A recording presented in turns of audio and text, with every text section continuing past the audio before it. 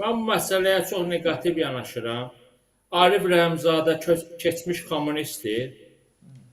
Kommunizmi dəstəkləyəmirik. Düzdür, bizim Sovet vaxtı bizim bir çoxumuzun valideyni də Kommunist Partiyasının üzvü. Sonra nə olub da Kommunist Partiyasının üzvü olmasaydın səni işdə saxlamazdı. Amma hiss olunur ki, Arif Rəhimzadə ideyalı kommunist. Ümumiyyətlə bizdə mən hesab edirəm ki, bir qanun qəbul olunmalıdır.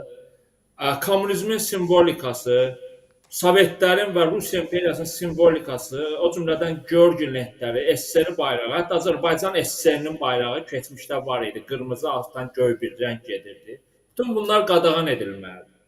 Kim bu təbliğatı aparacaqsa, kim Rusiya imperiyasının, Sovetlər Birliyinin bərpasının təbliğatını aparacaqsa, Stalinin təbliğatını aparacaqsa, onlar qanun qarşısında cavab verməlidir. Bunu qanuna salmalıyıq, qarşısını almalıyıq. Çünki Azərbaycanı işğal edən Rus imperiyası olub, Sovetlər olub, Qarabağ problemini yaradan Rus imperiyası olub, Sovetlər Birliyi olub, 20 yanvarı törədən Sovet imperiyası olub.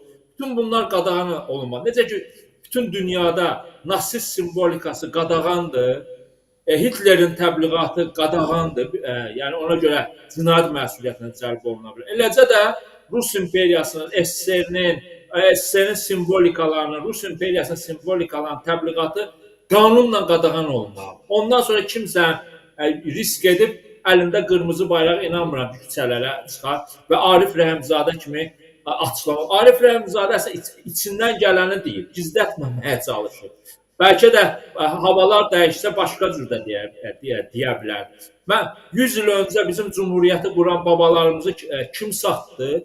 Əlheydər Qarayev, Nəriman Nərimanov, Çingiz Yıldırım. Çingiz Yıldırım kim idi? Çingiz Yıldırım Cumhuriyyətin dəniz naziri idi. Amma bolşeviklərə işləyirdi gizli şəkildə. Yəni o bolşeviklərin silahlarının gizli şəkildə Bakı limanına gətirilməsi rəhbərlik etmişdi. Sonra da satdı Cumhuriyyəti. Amma sonra nə oldu? Bolşeviklər onu sonra 30-cu illərdə özləri güllələdilər.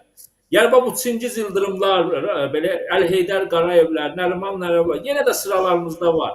Və bir havalar dəyişsə, onlar bəlkə də Allah eləməmiş 11-ci Qızıl Ordu kimi bir qruplaşma gəlsin ki, yenə də onlar gürültüsü ilə qarşılayarlar Bakının girəcəyi. Sadəcə indi Rusiyanın təbliğatını aparmaq bilirlər ki, düzgün deyil.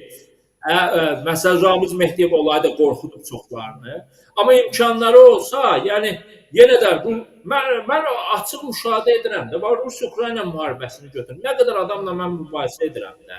Rusiyanın haqlı olduğunu deyənlər aramızda az deyil, sizə deyil.